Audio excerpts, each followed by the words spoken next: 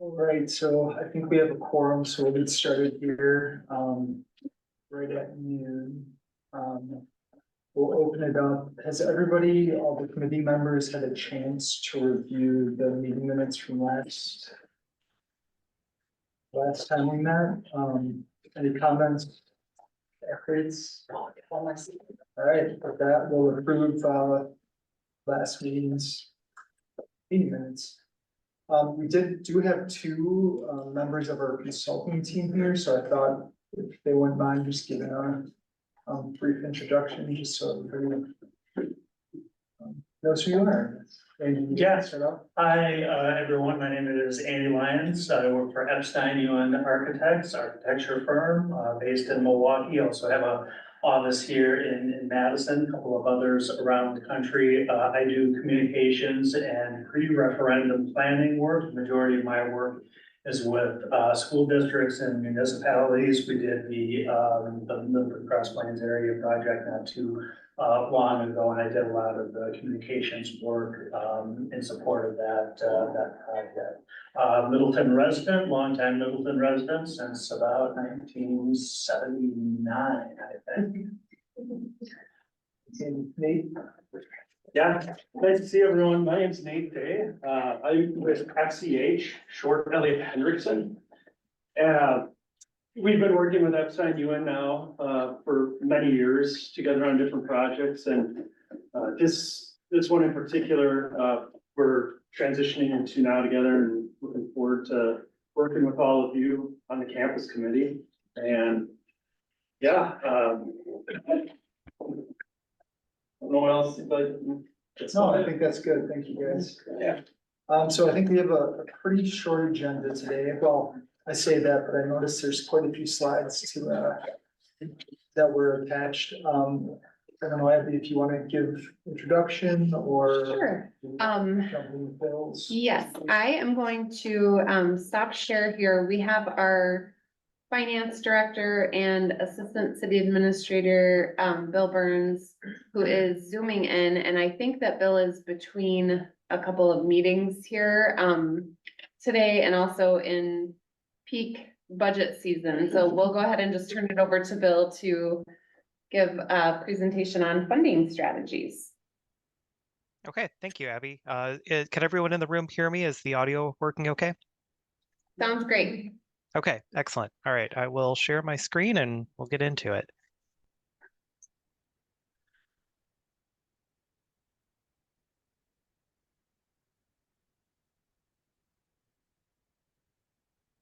Okay, hopefully you are seeing the presentation. Yeah, thank you for including this on the agenda. What I'd like to do today is go through kind of at a high level, what are some of the funding strategies and tools available for the city as it looks like at a project of this size. I'm going to try to keep this pretty high level, talk about some of the main tools and strategies. I have some details on the slides that we can either get into if there are specific questions or that are available for reference. One thing that I am not planning to do today is to give a specific number.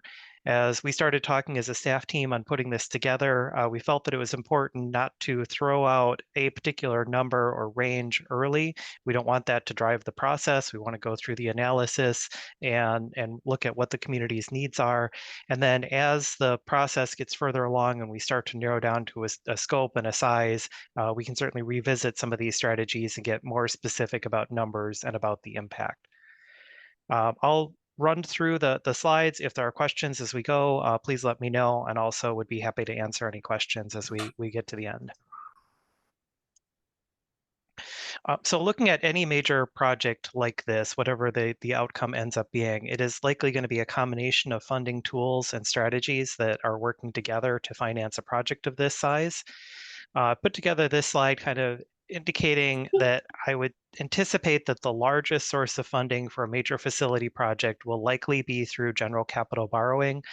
That's one of the main financial tools of the city for capital, and typically would be the largest share for the project. Kind of the next tier up, potentially looking at impact fees that would be collected on new development, potentially fundraising for certain element of the projects could fill in some additional pieces.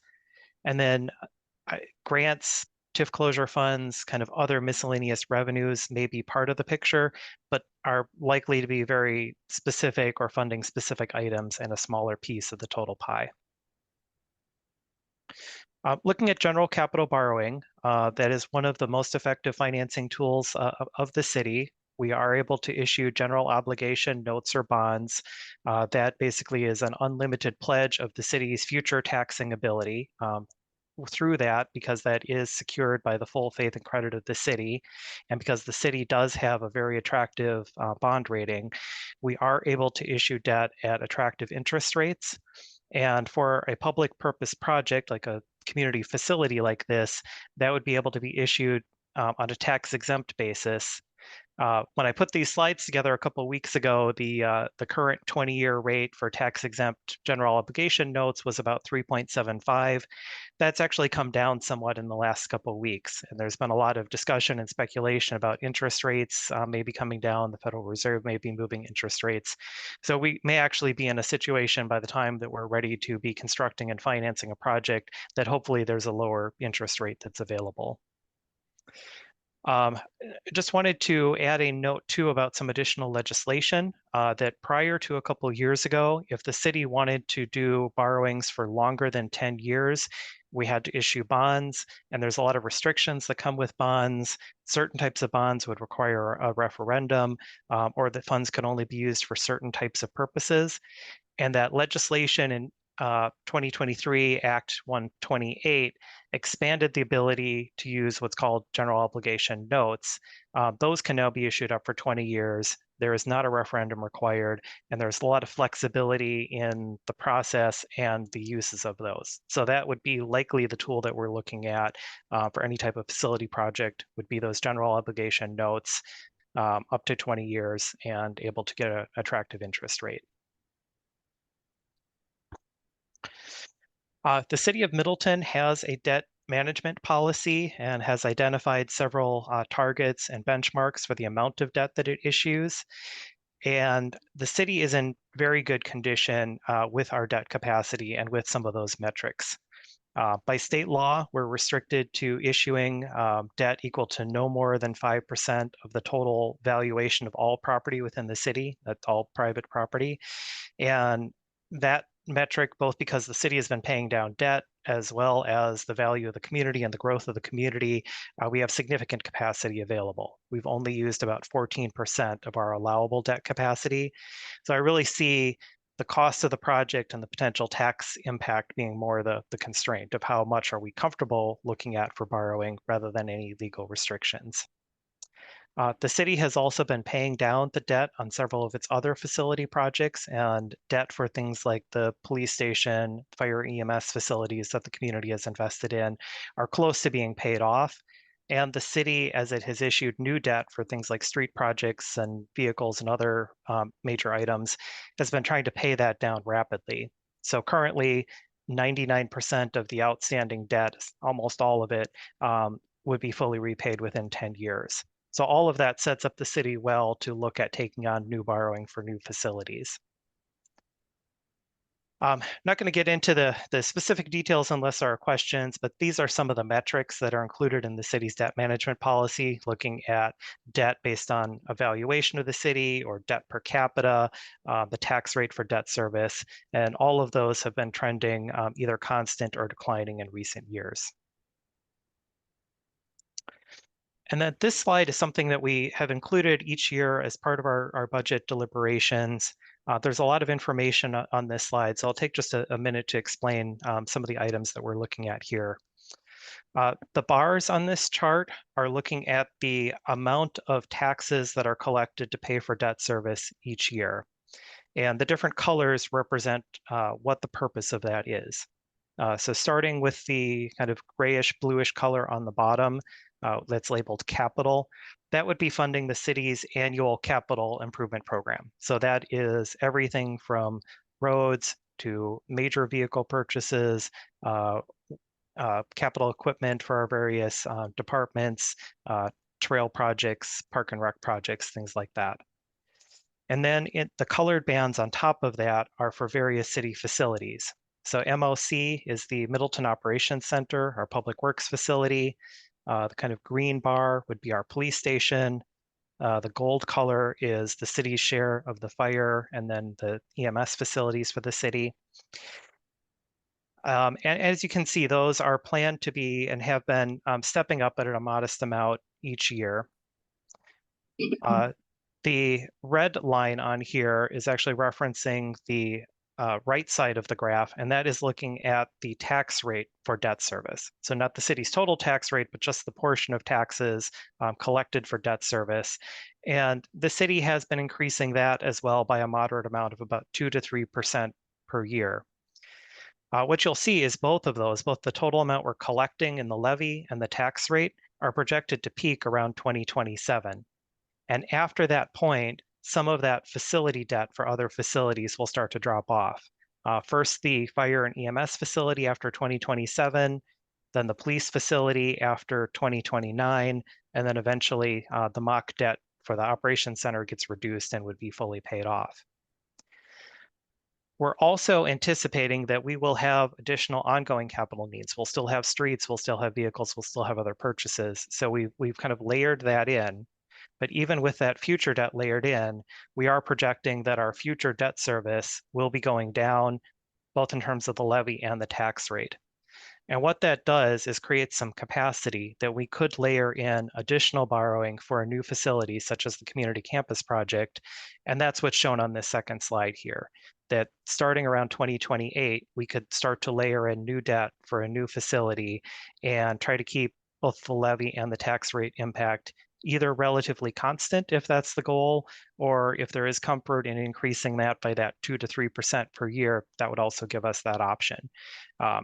So as we will get farther into the process and we start looking at specific projects and specific numbers, I just want everyone to understand that we do have some capacity that the city has been planning for a major facility project and could work some of that in and help mitigate the tax impact overall.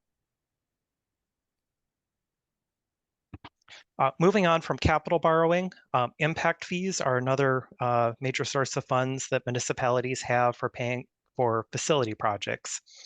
There are a lot of state rules governing impact fees. First of all, they can only be used for capital costs, so they cannot be used for operating costs from new development, but just for capital. And they can only be used for certain types of facilities. By state law, they can be used for libraries, police, fire, and EMS, transportation, utilities, certain types of park improvements. However, they cannot be used for general administrative projects, so they are not available for a traditional city hall. Senior centers are also not something that's listed as eligible. And the way impact fees work, you would go through a process, you identify facility needs, you identify what portion of those facility needs are related to new development, and then you calculate a fee based on that would be paid, I believe, usually at the building permit as new development occurs in the city. So you do have to go through this process of identifying a needs assessment, you have public hearings, and you can't have impact fees pay for an entire new facility, but just looking at what is that impact if we say we're projected to grow by this many people over the lifespan of the project, how much of that capacity of the building is going to serve that new development and new residents, and that's how you would calculate the impact fee. City of Middleton has used impact fees for facilities in the past, and on this slide I have some examples that had been in place for the city's police station, as well as the fire and EMS facility. All of those were established in 2007, and all of those have now reached the point where we are no longer collecting funds on those.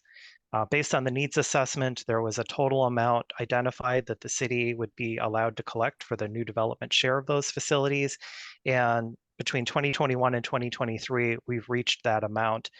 So we are no longer collecting those. That does give us an opportunity that if we were to consider an impact fee for a library component of a community campus project, that the city could impose an impact fee. And with these other fees having dropped off recently, it would help limit the impact on new development. I also just wanted to show for comparisons, what percent of the project and what were the dollar amounts that were collected. Each project would need its own separate analysis, but in these examples, impact fees were paying between 10 to 20% of the cost of a project. Next category, fundraising. I would start by saying that fundraising would probably not be the largest, or I would say not even a primary source of funding for new construction for a major new facility. But I would say the best opportunities for fundraising might be for some specific features within certain types of facilities. So I don't think that you would realistically be able to fundraise for an entire new library project, for example, but areas where you might be able to fundraise are specific elements or features or enhancements within a new facility, something that people could get excited about, that it's easier to see that they're contributing for something extra that wouldn't otherwise be able to be a part of the project. I do want to caution that there are a lot of challenges with fundraising. It takes considerable time, considerable planning. It's often good to have an external to the city board or committee or foundation that's involved in doing the fundraising. There are a lot of challenges and limitations from city staff. Generally, city staff cannot be the ones that are involved with the fundraising. And if you hire a consultant or an expert, they will help you lay out the plan, but they are not going to be the ones knocking on doors or asking for funds as well. So it's something to consider. Just, I think we need to be realistic about what the limitations and what the challenges are. I did throw in an example for Sun Prairie's library expansion project. That's a $26 million total project. They, in their plan, were identifying that there was $3.5 million that they had as a fundraising capital campaign. But I will add that Sun Prairie has a separate library foundation already established, and they were able to leverage that and use that for some of their fundraising efforts. Grants are another area that can be looked at. Again, like fundraising, grants are generally not going to cover your primary construction costs. And some of the grant programs that are out there have qualifications or targeting funds to areas with lower income levels or more challenging socioeconomic conditions that we may not have in the city of Middleton. But I would say that where there are grant opportunities, they're generally going to help with funding kind of additional above and beyond the basic core of a facility. So things like sustainability features, public access to technology, enhancing service access. They might help with some of those components that we would like to see in a project and help with making some of those additions more feasible. I've listed several example grant programs. Some of these may not be available by the time the city would be in a position to be starting a project. I think that as we narrow in on the focus of the project and what features we'd want to include, that would be the time to do a survey of what are the grant programs that are out there or coming and what might we'd be able to pursue. The last item listed on here, direct appropriations, that is a route that the city could take as well, of trying to work directly with our congressional delegation to see if there might be any opportunities for receiving direct federal earmarks to help with facilities. Again, especially if we can indicate how this is going to help benefit the residents compared to what is currently available today. Wanted to touch on tax incremental financing. This is something that was discussed when the Community Campus Project and Committee first was formed of would there be a potential of using any TIF district funds to help with the project? And I think the answer is it's going to be pretty limited on how TIF might be able to help. First of all, if we look at active TIF districts, such as in Middleton, our TIF district number 3, which is our downtown TIF district, TIF cannot be used directly to fund the construction or expansion of things like administrative buildings, police and fire buildings, libraries.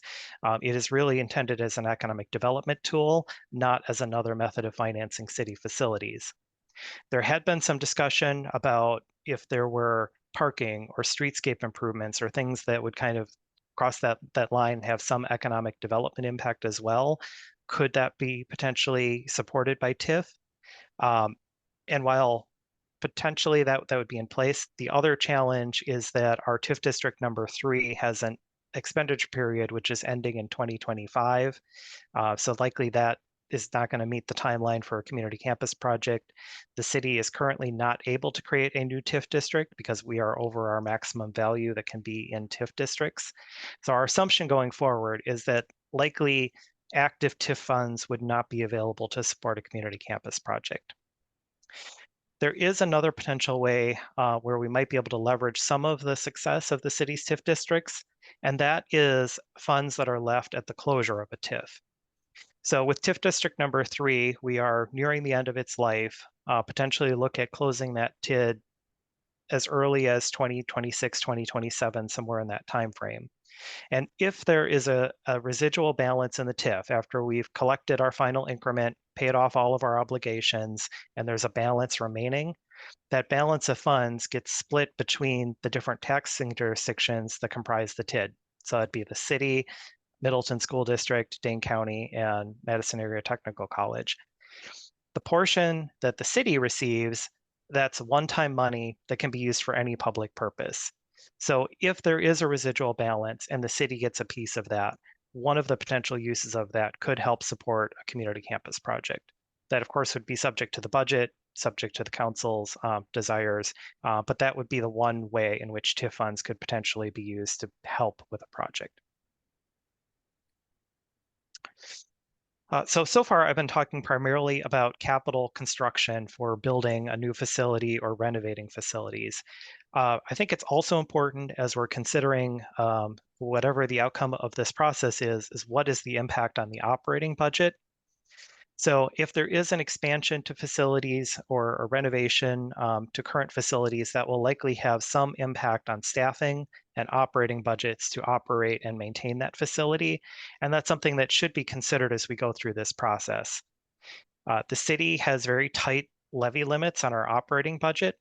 And I should add that with property taxes with the city, we have our portion for facilities and debt service, and state law for levy limits exempts the debt service portion. So the city can issue debt and raise taxes to pay for that debt service without levy limit concerns. However, on the operating budget side, the city is limited to increasing its operating levy by the percentage change in net new construction. So it's basically only through growth and new development is the city able to increase its levy limit.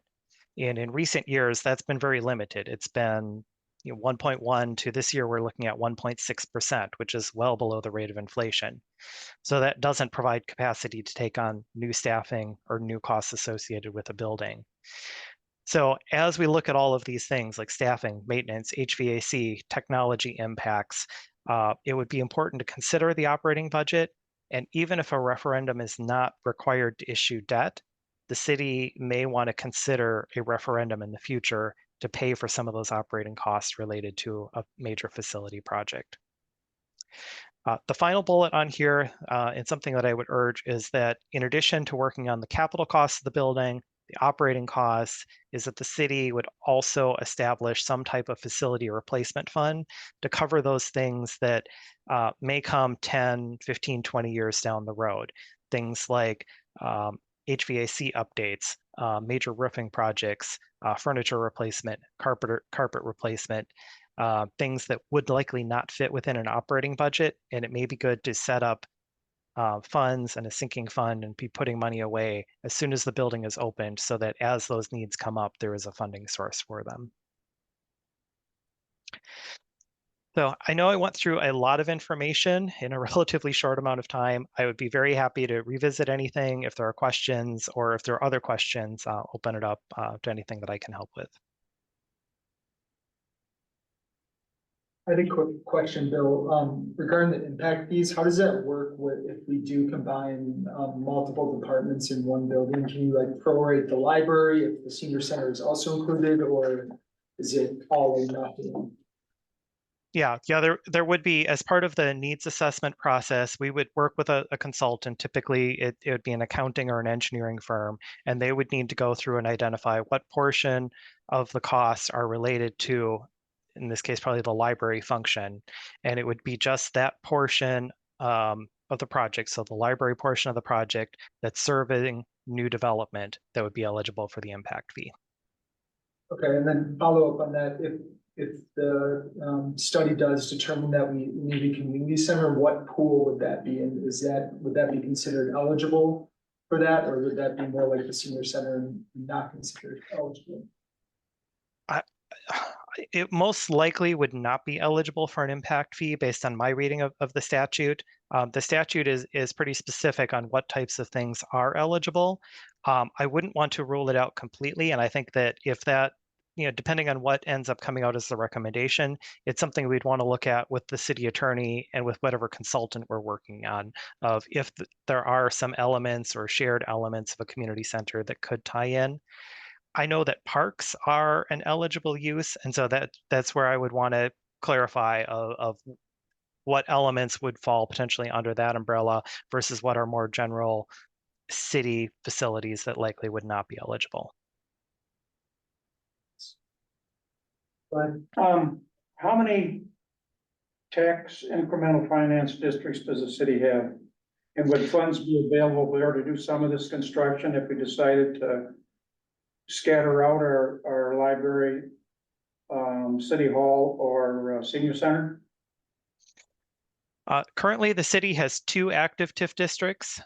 We have TID 3, which is the one that covers the downtown area, and that's the one that is reaching near the end of its life with expenditures having to be incurred by 2025. We have an additional TIF district, TID 5, and that includes primarily the areas along Parmenter Street, as well as reaching over to the Century and Allen area and a little bit of University. Once the city closes out TIF district number 3, there may be the potential to create an additional TIF district. However, even if the city can create an additional TIF district, that TIF cannot be used directly for city facilities. So again, it needs to be focused on economic development. If there are shared things like shared parking, TIF might be able to help with that, but it wouldn't be able to help with construction of a library or a city hall. Okay, thank you. I have a question. Last year, McFarland finished their public safety building, which I think includes police, fire, and EMS, and qualified for a lot of IRS rebates. I'm just wondering if you or Brian have followed along what they are doing, what they did do, and how they come about to get to that point. And I know timing's probably critical for that. It looks like we're in a bit of a sweet spot right now to move forward, if we can move forward fast enough.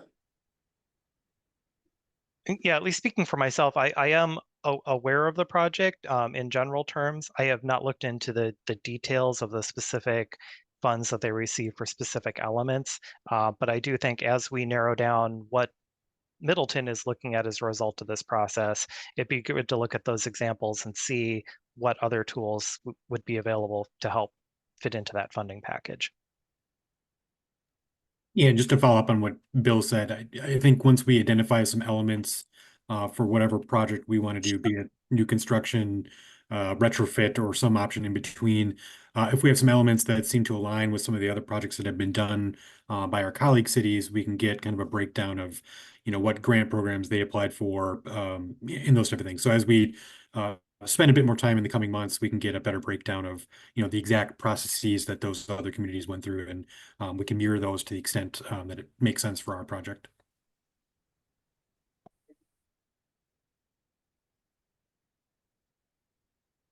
another quick question about fundraising. How has the city dealt with that in the past? I know there's like the library fundraising that happened over the last few years, and Stonehorse Green had a smaller fundraising campaign, and I think the arts committee, I know at some point had a fundraising kind of arm. Is there anything already established in the city that? For a project of this scale, probably the best example would be the Stonehorse Green initiative, and for that project, we hired a professional fundraiser, Amanda White Consulting, which was paid for through our tourism department, and also hired through the Middleton Area Development Corporation. So we had other partners involved with getting the fundraiser on board. It was a 2 years long process with a committee that handled almost all of the direct outreach. We were very fortunate with that project. that we had a recently retired business community member who had a lot of connections and a lot of time and energy to help with that project. And I don't think we would have been able to be as successful with that project if it weren't for him and his volunteer service. It still does require quite a bit of legwork and assistance from city staff. So we had 2 city staff members very heavily involved with like preparing the materials, updating websites, updating forms, tracking donations as they came in, doing the reporting work with Madison Community Foundation, who held the funds on our behalf. So I think that there are some partners out there, but it takes a lot of time to do fundraising, and the second that you have any kind of shovel in the ground, then your fundraising it needs to be done at that point pretty much, because nobody really wants to donate to a project that they know is going to move forward either way. So it would add some time to the process, and we would really need to have some dedicated volunteers who are and do the work with business community members primarily. Thanks. Are there any other questions for Bill before I see Sean to his next meeting? All right, I think thanks, Bill, by the way. I think the next agenda item is to discuss upcoming facility tours and meetings. Yes, so we have a save the date still for Tuesday, September 10th, which is the date that we are planning to go to Milwaukee to tour 3 facilities. And we'll also have a stop in there for lunch. We are gonna be taking city vehicles for that, so we'll be able to, we got permission to take city vehicles and have committee members ride along. So I'll be reaching out at some point to get a head count to make sure that we have enough cars reserved for everyone. I don't have the exact schedule. We're still working on the timing and the spacing and getting all of that set up. So I don't have that, yet for you. So I'll send that out to you all via email. But we're expecting that we would leave City Hall at around 8 a.m. that day, and that we would arrive back at around 4 p.m. that late afternoon. For future community campus committee meetings, we have Thursday, September 26th. And I believe that our consulting team will be at that meeting possibly to provide an update on their findings of the MEP analysis that has been underway for many weeks now. That's the analysis of the mechanical, electrical, and plumbing systems within each of the existing buildings. And then we have Thursday, October 24th, and we're tentatively looking at that date for a virtual facility tour that our library director, Jocelyn Sansing, is helping us to organize. So that meeting, we don't know if we'll be here at the library, at City Hall, or possibly even if we can meet at the senior center, if there's hybrid option over there. And then we rescheduled our November meeting to avoid Thanksgiving. Thanks for that, Ken. So that meeting will be on Wednesday, November 20th, and we may have our consultants back for that meeting. The topic is to be determined, and then the December meeting would be canceled. So I think that that's all I have for an update for tours and future meetings. You said the December meeting is gonna be canceled? Yes, Okay. no meeting in December. We couldn't find a time that worked for most people. For the Milwaukee tour, what are we, do you have tentative like locations that? Yes, we do. Well, we have 2 that we settled on in our staff meeting, and one is the Oak Creek Library, right? Library City Hall. Library and City Hall, and then we have a recreation center facility, and I cannot remember which one we settled on off the top of my head. I should have brought that. I apologize, and then we're looking for one more option still in the Milwaukee area. So if anyone is familiar with a really good option, especially if it's a combined facility, with, you know, two similar municipal services, there's still time to send me your ideas for that.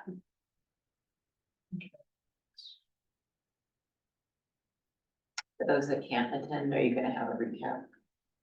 Yeah, that's my question. Are we Yeah. gonna be able to have some discussion and evaluation of what we saw?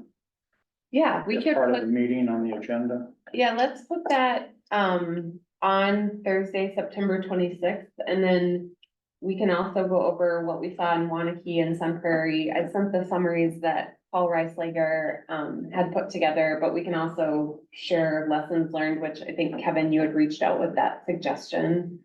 So that'd be a good meeting to do that on. We'll plan for that on the 26th of September.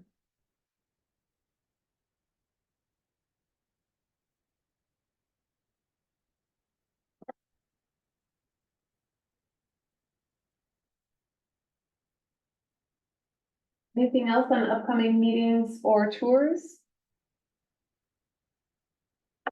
I have a question about the September tenth tour. As regards the open meetings law, if members of the public want to participate, Yeah. how is that gonna work? They would be welcome as well. Do they would need their own vehicles to get there, or how? would that work? That's a good question. I will have to look into that because I had to get permission to take city committee members in public vehicles. And I don't know how that pertains to residents or other interested parties. But we will notice it on the agenda and I can follow up and let you know.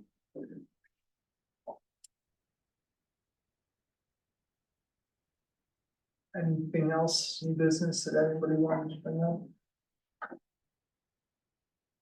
All right, with that, meeting is adjourned. Thanks, everyone.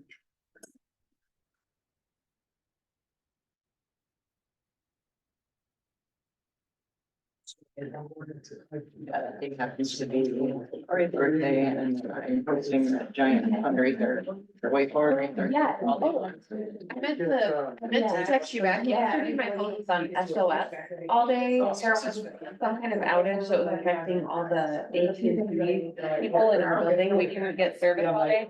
So I like, at some point I saw your messages and then I tried to reply and it just like went to the thing where I couldn't text you back. So.